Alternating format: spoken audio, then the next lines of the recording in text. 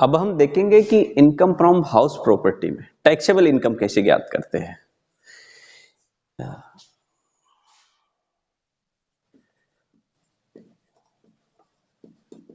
Computation of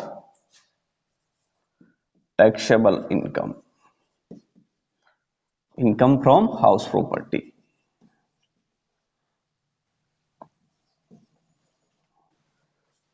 income computation of taxable income from house property HP के taxable income अपन कैसे ज्ञात करते हैं। चलो आइए इसका फॉर्मेट समझते हैं। पूरे चैप्टर का सारांश एक साथ देख लेते हैं एक बार। पहले म्युनिसिपल रेंट,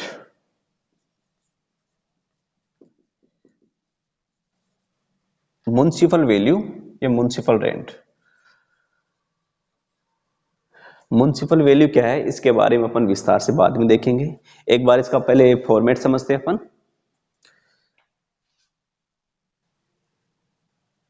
यूं खींच देता हूं, म्युनिसिपल वैल्यू, ठीक है। फिर लेंगे fair rent,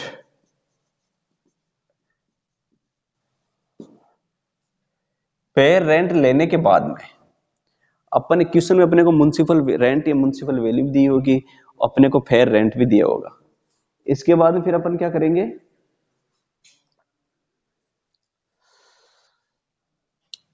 which ever is more,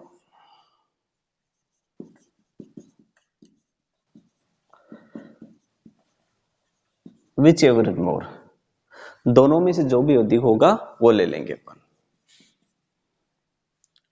ठीक है। ठीक है, बाद में मिलता हूं थोड़ी। म्युनिसिपल वैल्यू और फेयर रेंट दोनों में से जो भी अधिक होगा वो लेंगे, विच एवर इज मोर। इसके बाद में एक फिगर और दी होगी अपने को, स्टैंडर्ड रेंट।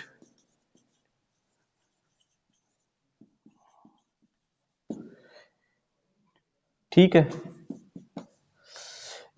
इन दोनों में से जो अधिक होगा उसकी कंपैरिजन करेंगे अपन स्टैंडर्ड रेट से। इन दोनों में से जो कम होगा वो लेंगे which ever is less.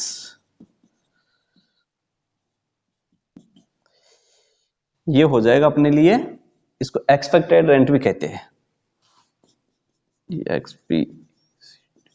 Expected rent. क्या करेंगे अपन, municipal value plus fair rent दोनों में से जो अधिक होगा विच एवर इज मोर, फिर उसकी कंपैरिजन करेंगे स्टैंडर्ड रेंट से, फिर दोनों में से जो कम होगा वो लेंगे अपन, फिर ये कहलाएगा एक्सपेक्टेड रेंट। एक्सपेक्टेड रेंट में से क्या करेंगे, रेंट रिसीवेबल,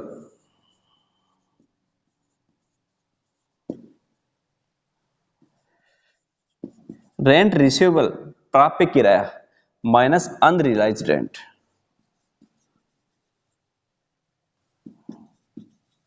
अनरियलाइज्ड रेंट ये घटा देंगे, ये घटाने के बाद में rent receivable minus unrealised rent, ये जो फिगर आएगी उस फिगर की तुलना करेंगे एक्सपेक्टेड रेंट से। इन दोनों में से जो भी अधिक होगा वो हो जाएगा अपने लिए विच एवर इज मोर। ये ले लेंगे अपन, इन दोनों में से जो भी अधिक होगा वो ले लेंगे। ये आने के बाद फिर क्या करेंगे अपन, इसमें करेंगे less vacancy period.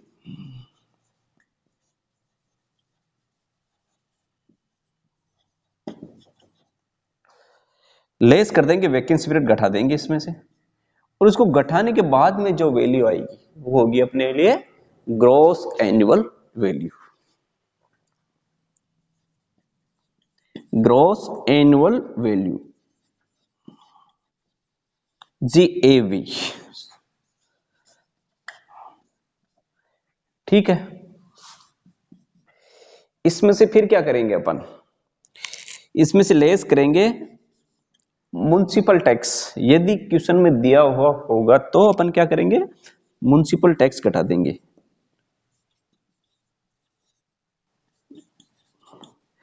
Municipal tax उसी कंडीशन में घटाया जाएगा जब वास्तव में वो उसका पेमेंट हुआ हो और वो पेमेंट मकान उस करदाता के द्वारा ही किया गया हो, जिसका वो मकान के स्वामी द्वारा ही उसका यदि पेमेंट किया गया हो तो ही घटाया जाएगा। इसमें लिख देता हूं मैं, एक तो पेमेंट बेसिस पे घटाया जाएगा, ये वास्तव में जब पेमेंट होगा तो ही घटाया जाना है इसको, पेमेंट बेसिस।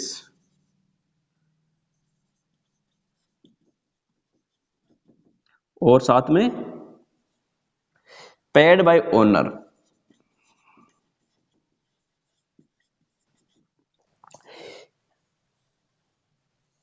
म्युनिसिपल टैक्स यदि वास्तव में म्युनिसिपल टैक्स का पेमेंट हुआ है तो ही घटाया जाएगा, और वो पेमेंट भी यदि ओनर के द्वारा किया जा रहा है तो ही घटाया जाएगा।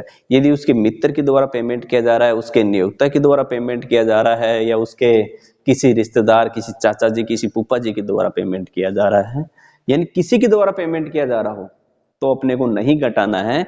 और यदि ओनर के द्वारा पेमेंट किया जा रहा हो वास्तव में, तो इसको म्युनिसिपल टैक्स को घटाना है, चाहे उसके चाचा जी द्वारा पेमेंट किया जाए, चाहे किसी रिश्तेदार या मित्र द्वारा पेमेंट किया जाए, तो अपने को नहीं घटाना है। ठीक है, इसके म्युनिसिपल टैक्स घटाने के बाद में आ जाएगा नेट एनुअल वैल्यू।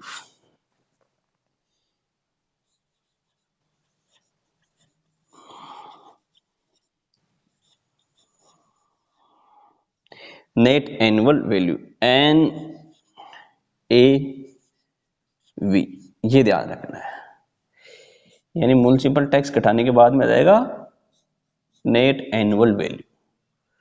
ठीक है, इसके बाद में क्या करेंगे, इसमें डिडक्शन भी दे देंगे, यहां ले लेते हैं अपन net annual value,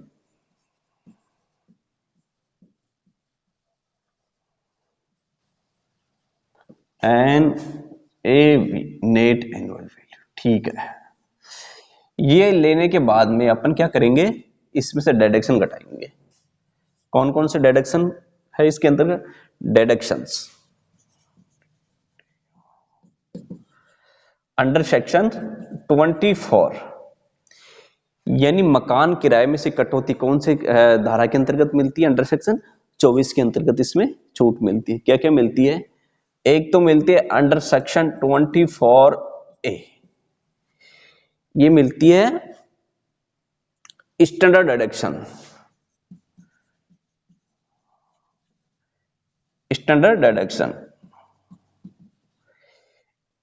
30%, 30% of net annual value. अपने को ध्यान में रखना है, नेट एनुअल वैल्यू जो यहां निकल के आएगी उसमें से 30% घटाना है, 30% घटा देना है। ठीक है, ये तो हो गए अंडर सेक्शन 24A। एक है under section under section 24B, यह है इंटरेस्ट, इंटरेस्ट ऑन लोन। यदि करदाता ने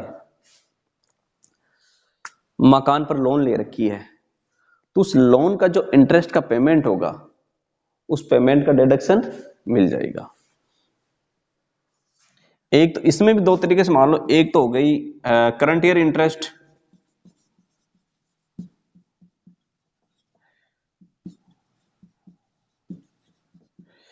एक हो जाती है ओल्ड इंटरेस्ट या pre construction period interest. Old interest लिख लेते हैं, यानी ओल्ड इंटरेस्ट या प्री कंस्ट्रक्शन पीरियड इंटरेस्ट। ठीक है, ये घटाने के बाद में इंटरेस्ट, ये घटाने के बाद में जो वैल्यू आएगी वो हो जाएगी टैक्सेबल इनकम,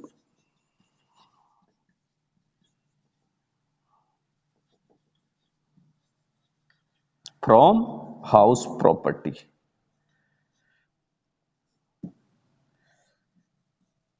ठीक है, इस प्रकार क्या करेंगे अपन, मकान संपत्ति से आय, कर योग्य आय निकाल लेंगे। अब अपन विस्तार से देखते हैं एक बार। म्युनिसिपल वैल्यू, म्युनिसिपल वैल्यू है नगरपालिका मूल्य। म्युनिसिपल वैल्यू होती है कि वहां जिस क्षेत्र में नगरपालिका है, नगरपालिका क्या करती है, उस पर नगरपालिका कर, गृह कर या कोई संपत्ति कर लगाने के लिए क्या करती है कि वहाँ का रेंट ये मानकर चलती है कि यहाँ ये मकान इतने किराए पर वार्षिक उठाया जा सकता है, तो वह एक रेट डिसाइड कर देती है, यानी एक वैल्यू डिसाइड कर देती है जो अपने को क्वेश्चन में दिया होगा। अपने को इसमें ज़्यादा ध्यान में नहीं देना है, कंफ्यूज नहीं होना, अपने को साफ साफ क्वेश्चन में दिया होगा कि म्युनिसिपल वैल्यू इस मकान की इतनी है। अब बात करते हैं फेयर रेंट की। फेयर रेंट यानी उचित किराया, ये भी अपने को क्वेश्चन में साफ साफ दिया होगा।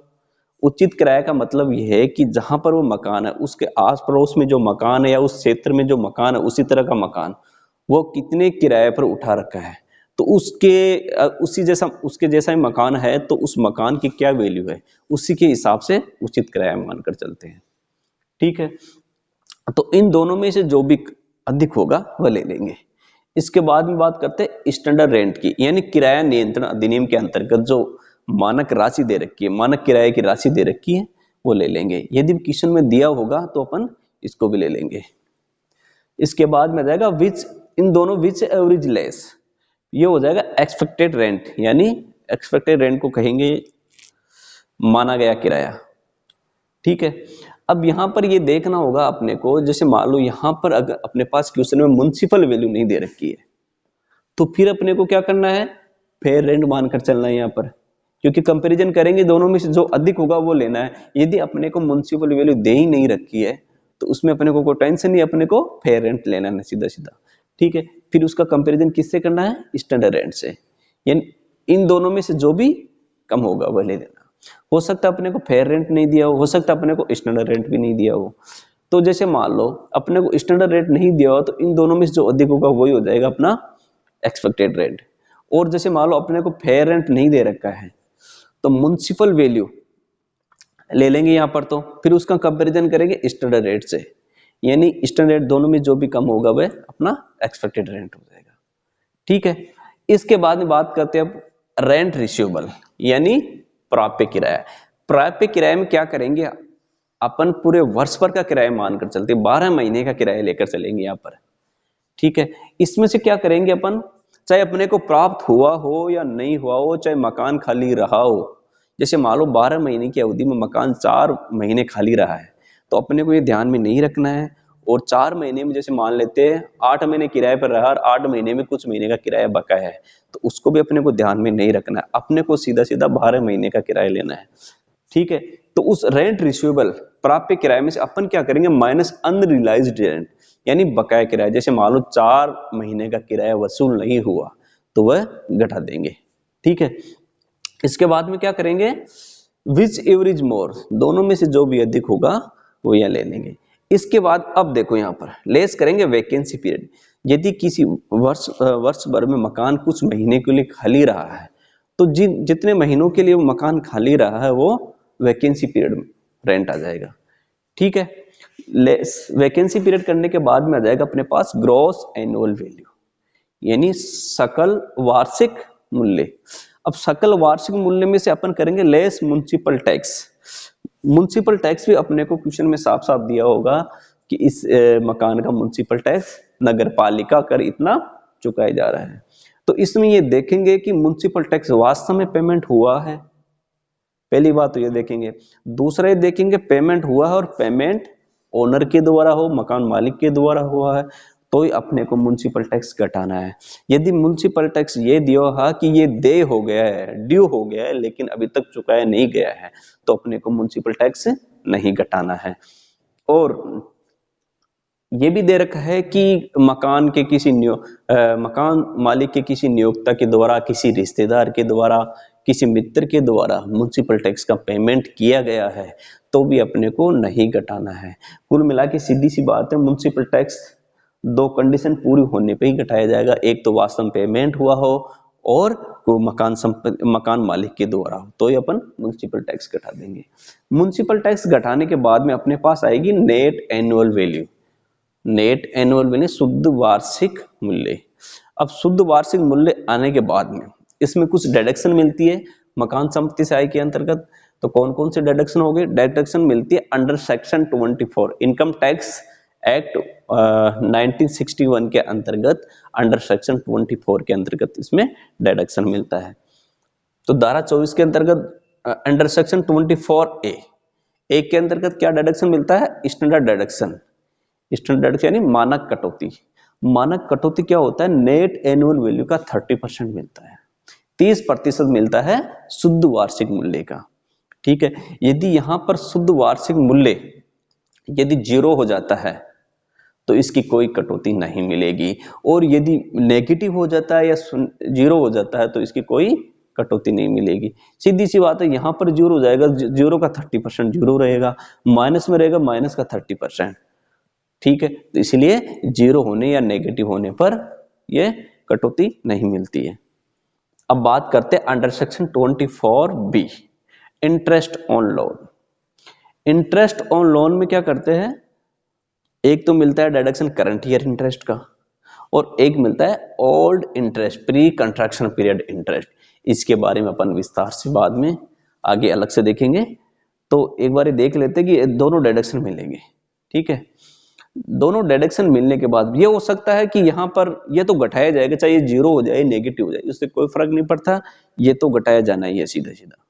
ठीक है, यानी 0 होने के केस में स्टैंडर्ड डिडक्शन नहीं मिलता, लेकिन अंडर सेक्शन 24B के अंतर्गत इंटरेस्ट ऑन लोन का डिडक्शन तो मिलेगा ही मिलेगा। ठीक है, इतना सा ध्यान रखना है फिलहाल। तो इस प्रकार अपने को इंटरेस्ट ऑन लोन का डिडक्शन मिल जाएगा। इसके बाद में इनको घटाने के बाद में जो वैल्यू आएगी वो आएगी taxable income from house property, मकान संपत्ति से कर योग्य आय। ठीक है, इस प्रकार अपन computation of taxable income from house property याद करेंगे।